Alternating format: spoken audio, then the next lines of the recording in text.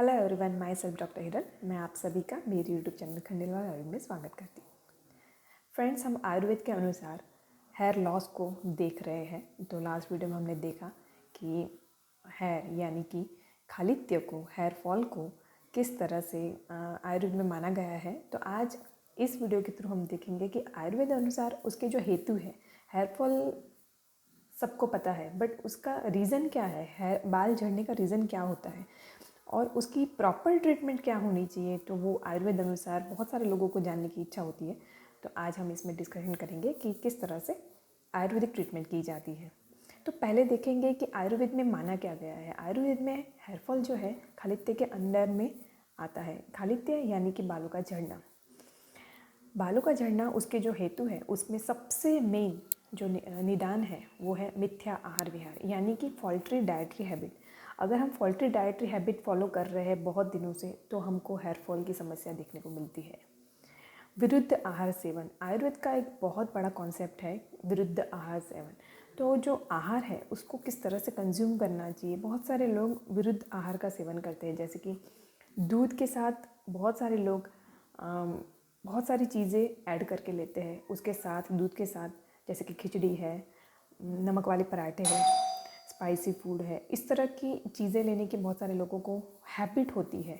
तो ये विरुद्ध आहार सबसे बड़ा रीज़न है हेयर फॉल का। थर्ड वन इज़ हीन, मिथ्या और अतियोग ऑफ आहार, निंद्रा और ब्रह्मचर्य। देखो, आयुर्वेद में आहार, निंद्रा और ब्रह्मचर्य ये तीनों पिलर है, यानी कि त्रिस्तंभ है। इसी पे हमारा जो ह्यूमन बॉडी है वो टिका हुआ है। यानी कि अगर आहार, निंद्रा और ब्रह्मचर्य इन तीनों में से किसी का भी हीन योग, हीन यानी कि कम यूज़, मिथ्या योग, मिथ्या योग यानी कि गलत तरीके इस्तेमाल, और अति योग यानी कि बहुत ज़्यादा मात्रा में। मैं एक एग्जांपल दूंगी, जैसे कि नींद है।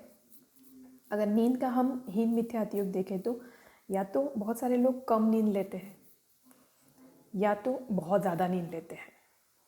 बहुत ज़्यादा नींद लेने से भी हेयर फॉल देखने को मिलता है और उससे जुड़ी बहुत सारी समस्या, सिर्फ हेयर फॉल नहीं, बहुत सारे डिसीज़ आयुर्वेद में माने हैं वो होते हैं। साथ ही में मिथ्या योग ऑफ निंद्रा, यानी कि रात को लेट नाइट जागना, रात्रि जागरण करना और दिवा सपने यानी डे टाइम में सोना, ये जो है उस वजह से ये एक एग्जाम्पल है निंद्रा का। वैसे आहार का हीन, मिथ्या योग, अति योग, और वैसे ही ब्रह्मचर्य का हीन, मिथ्या, अति योग जो है उसको हेयर फॉल का एक रीज़न माना गया है। साथ ही में पॉल्यूटेड वाटर, यानी कि हेयर वॉश के लिए हम जो भी पानी इस्तेमाल करते हैं वो भी, और इंटरनली हम जो पानी लेते हैं उससे भी हेयर फॉल देखने को मिलता है। पॉल्यूटेड एनवायरनमेंट तो सबसे बड़ा रीज़न माना ही गया है हेयर फॉल का। और एक और चीज़ है जो बहुत सारे मैंने वीडियोस देखे हैं ऐसे, जिसमें वो बताते हैं उसमें कि हेयर फॉल जो है वो ऑयलिंग से बढ़ता है। बहुत सारे लोग ऐसा मानते हैं ऑयलिंग करने से हेयर फॉल बढ़ता है, तो ऑयलिंग नहीं करना चाहिए। That is very wrong concept, because स्नेहन हमारे बॉडी के लिए बहुत एसेंशियल पार्ट है। तो वो ट्रीटमेंट में भी बहुत ज़्यादा अच्छी तरह से एप्लीकेबल होता है। तो oiling, non application of oil on the scalp, यानी कि स्कैल्प पे मसाज ही नहीं करना, ऑयलिंग ही नहीं करना, वो भी आजकल देखा जाता है ज़्यादा। तो वो बहुत बड़ा मिथ है और मिसकॉन्सेप्ट है, लोगों को उसको दूर करना बहुत ज़रूरी है। तो ऑयलिंग रेगुलर होना चाहिए, वो दिनचर्या का हिस्सा है। मैं अगले वीडियो में बताने वाली हूँ दिनचर्या में क्या क्या चीज़ें रूटीन में फॉलो करनी चाहिए। इस तरह के जो रीज़न्स है उस वजह से हमारे बॉडी में दोष बढ़ते हैं, और दोष बढ़ते हैं तो कहीं ना कहीं वो हेयर रूट को स्कैल्प में जाके डिस्टर्ब करते हैं, उसकी ग्रोथ को अटकाते हैं और ऑब्स्ट्रक्शन क्रिएट करते हैं। तो इस तरह से हेयर फॉल की समस्या देखने को मिलती है। नाउ कॉजेटिव फैक्टर्स देख लिए हमने, अब देखते हैं कि किस तरह से उसकी ट्रीटमेंट आयुर्वेद में हम करते हैं। तो आयुर्वेद अनुसार जो है उसमें जो स्पेसिफिकली खालित्य की हेयर फॉल की हम ट्रीटमेंट देखें तो आयुर्वेद त्रिदोष आधारित विज्ञान है। तो उसमें हम दोषों पे वर्क करते हैं।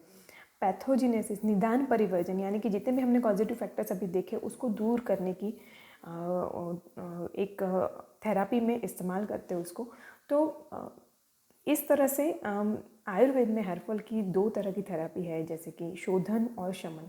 सबसे पहले जब पेशेंट आता है तो हम ये डिसीज़ पित्त प्रधान होने की वजह से, अगर पेशेंट की प्रकृति पित्त है तो सबसे पहले पित्तग्न औषध देते हैं। और साथ ही में केश जो है, हेयर जो है, वो अस्थि का वेस्ट प्रोडक्ट होने की वजह से, मल होने की वजह से अस्थि प्रधान या अस्थि पोषक जितने भी ड्रग्स हैं, मेडिसिन्स हैं, लाइक अस्थि पोषक पट्टी, उस तरह की दवाई देते हैं। शमन थेरेपी में हम और भी चीज़ें जैसे कि दीपन, पाचन, स्नेहन, श्वेदन, ये सारी चीज़ें बॉडी में क्रिएट करके मेडिसिन्स देते हैं।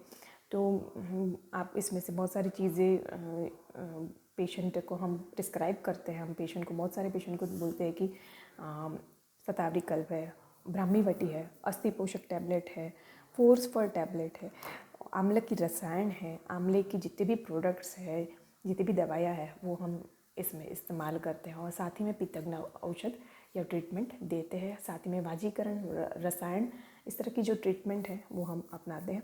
तो ये सारी ट्रीटमेंट शमन थेरेपी है। नाउ अगर हम शमन थेरेपी से ट्रीटमेंट नहीं हो पाती है, रिजल्ट नहीं मिलता है, तो आयुर्वेद में प्योरिफिकेशन यानी कि शोधन प्रोसीजर्स भी एप्लीकेबल बताई है। तो शोधन में पंचकर्म में विरेचन, नश्य, शिरोधारा, धूमपान, रक्त मोशन, लीच एप्लीकेशन, लीच थेरापी, प्रच्छान, लेप, और साथ ही में बहुत सारे आयुर्वेद में एप्लीकेशन के लिए ऑयल, पाउडर्स, पैक यानी कि लेप जो है, शिरोलेप, वो बताए गए हैं संहिता में।